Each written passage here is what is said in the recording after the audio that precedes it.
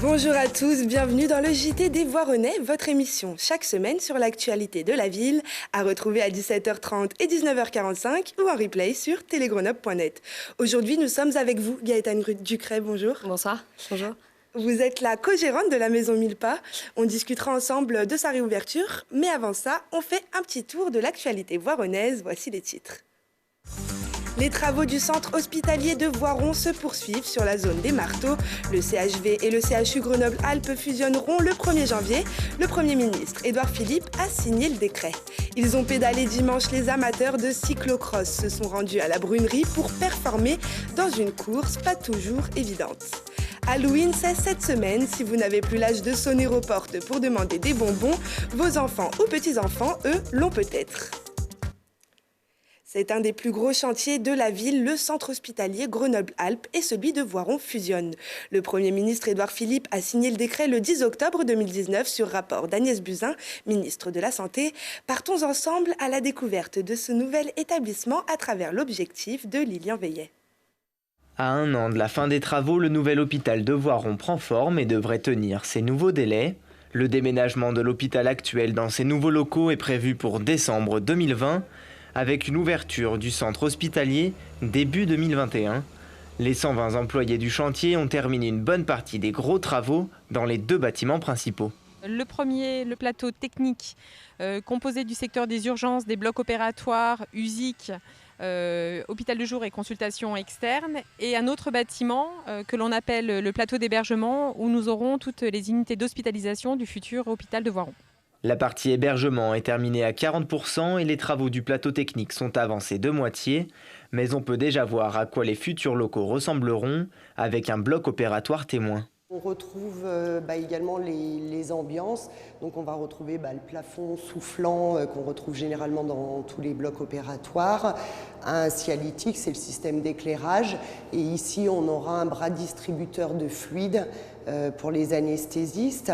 Une chambre de soins critiques témoin a également été équipée avec du matériel moderne, comme un bras d'anesthésie et un rail lève-malade, qui sera présent dans toutes les chambres du futur hôpital.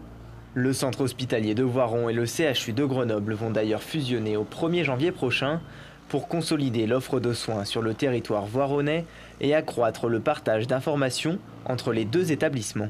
On a déjà 30 postes médicaux partagés entre le CHU de Grenoble et l'hôpital de Voiron. Et c'est vrai que c'est une dynamique que l'on souhaite conforter pour porter un projet médical fort sur le bassin de Voiron. La fusion est un accélérateur de ce projet médical et va permettre de conforter l'offre proposée sur le territoire du Voironnais.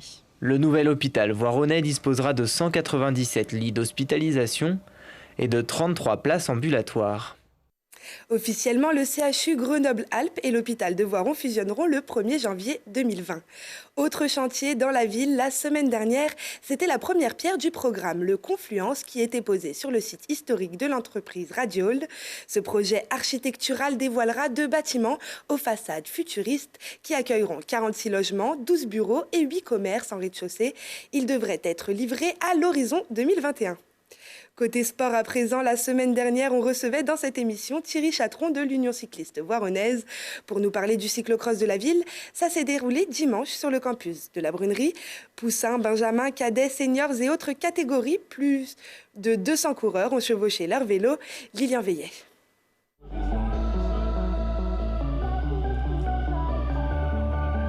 Ils sont venus nombreux et parfois même de loin pour se frotter au parcours de cyclocross voironnais. Un circuit réputé compliqué qui allie de la route, des chemins en sous-bois et des portages. Il y a un gros faux plat montant sur l'arrière du circuit qu'on ne voit pas ici. Et avec en bout un gros portage qui va faire très mal. Après ici c'est un peu plus technique, un peu plus roulant. Nicolas fait du cyclocross depuis l'âge de 6 ans et il est venu de Bolène pour accrocher un résultat. On va essayer de faire le podium. Des compétiteurs mais aussi des amateurs. Pour la 14e édition de sa course, l'Union cycliste voironnaise accueillait 64 participants pour faire le tour du parc de la Brunerie, que certains découvraient pour la première fois. C'était mon premier cyclocross. Moi j'ai couru en VTT, c'était pour me faire une première expérience. Circuit bien sympa. Bon, avec un VTT, c'est un peu plus dur dans l'herbe, mais sinon au niveau des descentes, c'est sûr que j'étais un peu plus facile. Car le cyclocross se court habituellement avec des vélos de route équipés de pneus tout-terrain. Il attire donc beaucoup les VTTistes car il faut allier différentes compétences. C'est un mélange de technique et de force.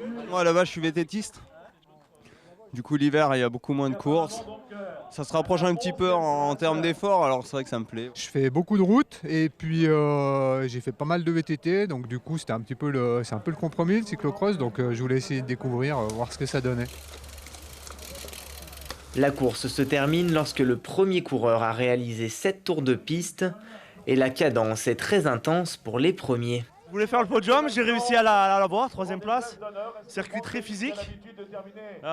C'était serré autant devant que derrière. Voilà, il fallait arriver à gérer et pas ça rentre derrière. Et bon, ça l'a fait jusqu'au bout.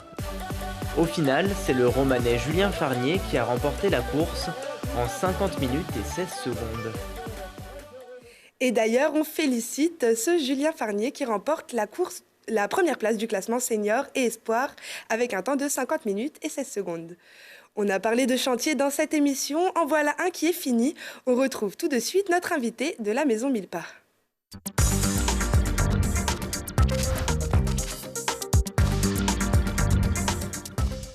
Bonjour Gaëtane Ducret. Bonjour. Merci d'être avec nous. Alors après un an de rénovation, la Maison Mille Pas ouvre ses portes, enfin ? Alors enfin, nous, on a trouvé ça assez rapide justement, puisqu'il y a eu 1 an de travaux sur ce projet. 1 an de travaux vraiment effectifs. Il y a eu un travail qui a été fait avant, puisqu'on a passé le jury pour cet appel au projet en janvier 2017. Les travaux ont commencé donc en novembre 2018. Voilà, ça fait tout juste 1 an, mais il y a eu quand même une très grosse rénovation qui a été faite. Il y a eu une vraie transformation des lieux puisque on a créé un hôtel-restaurant donc dans ce bâtiment, 9 chambres d'hôtel. Donc on a respecté au maximum les pièces existantes, mais on a dû intégrer notamment des salles de bain forcément dans chaque pièce, et également la création d'une vraie cuisine professionnelle. Voilà, donc tout ça a été des travaux quand même très lourds, une grosse restructuration et une modification vraiment des lieux. Il y a eu un vrai travail aussi qui a été fait sur l'extérieur, puisque comme les Voironnais ont pu le voir, tout le parvis à l'avant du bâtiment, mais également le parc derrière a été entièrement refait. Donc les travaux, pour nous, on a trouvé qu'ils sont allés quand même rapidement. Oui. Les entreprises ont vraiment respecté les délais, ont fait un travail incroyable. Et voilà, nous ouvrons donc ce soir les portes de la Maison Mille Pas. Et alors, pourquoi est-ce que ça vous intéressait, ce projet ? Alors, on a visité le projet, le bâtiment en mai 2016 et on a vraiment tout de suite été impressionnés par la beauté du bâtiment, l'âme qu'il y avait dans cette maison. Et on s'est tout de suite projeté et on s'est tout de suite vu exploiter ce bâtiment et en hôtel-restaurant pour justement redonner déjà une vie à ce bâtiment qui tombait un peu en décrépitude puisqu'il n'était plus vraiment exploité. Et ce projet public-privé nous a vraiment semblé une bonne solution pour créer de l'emploi sur le pays voironnais, nous développer et puis exploiter ce lieu au maximum avec cet hôtel-restaurant. Alors justement, est-ce que quand même vous avez réussi à garder l'âme de cette maison du 19e siècle ? Alors vraiment, ça a été notre volonté, ça a été notre souhait et je pense qu'avec les architectes qui ont travaillé sur le projet, on s'est très bien entendu sur ce point-là, parce que notre volonté à tous, c'était de garder le maximum de pièces existantes et de pièces remarquables dans le bâtiment, notamment l'escalier central que beaucoup de Voironnais connaissent, qui a été évidemment conservé et rénové. Et les entreprises qui ont travaillé sur cette rénovation ont vraiment mis du cœur à l'ouvrage et ont souhaité garder au maximum tout en respectant les normes de sécurité, les normes d'accessibilité. Donc ça a été une discussion avec notamment les services de pompiers pour être aux normes, être accessible, tout en gardant les pièces maîtresses de la maison, notamment les portes d'accès où il y avait des vitres gravées, l'escalier. On a retrouvé un ancien pilastre en bois sculpté dans la maison qui ne pouvait pas être gardé à l'étage, mais qu'on a nous replacé en arrière de bar. Voilà, notre volonté, c'était vraiment de garder le maximum de pièces de la maison. Donc c'était vraiment notre souhait. Alors, c'est un restaurant bistronomique. Qu'est-ce qu'on pourra venir déguster à la Maison Mille Pas? Voilà, alors c'est vraiment donc sur le même concept que la brasserie Chavant de Grenoble, c'est-à-dire un restaurant de qualité, mais donc bistronomique, mais accessible. Voilà, ce n'est pas un restaurant gastronomique, c'est un restaurant avec des grands classiques comme la sole meunière, le tartare, les crêpes Suzette, mais également un plat du jour, une formule. Voilà, on souhaite une cuisine traditionnelle, mais accessible.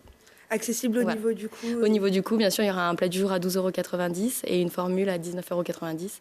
Voilà, donc on veut vraiment que l'ensemble des Voironnais se sentent chez eux et puissent venir pour tout événement, que ce soit un événement professionnel ou des événements en famille. L'intérêt de ce lieu, c'est également qu'on bénéficie d'un grand espace extérieur.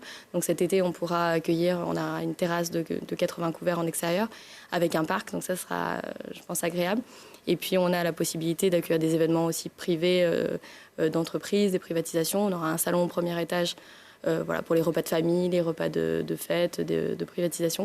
Donc c'est un lieu qui est quand même très modulable et qu'on souhaite vraiment faire vivre. On souhaite que ce soit un lieu de vie. Merci beaucoup Gaëtane Ducret. Merci d'être venue sur notre plateau justement à la journée de l'ouverture de votre Maison Mille Pas. Oui. Et on poursuit cette émission tout de suite avec l'agenda de la semaine.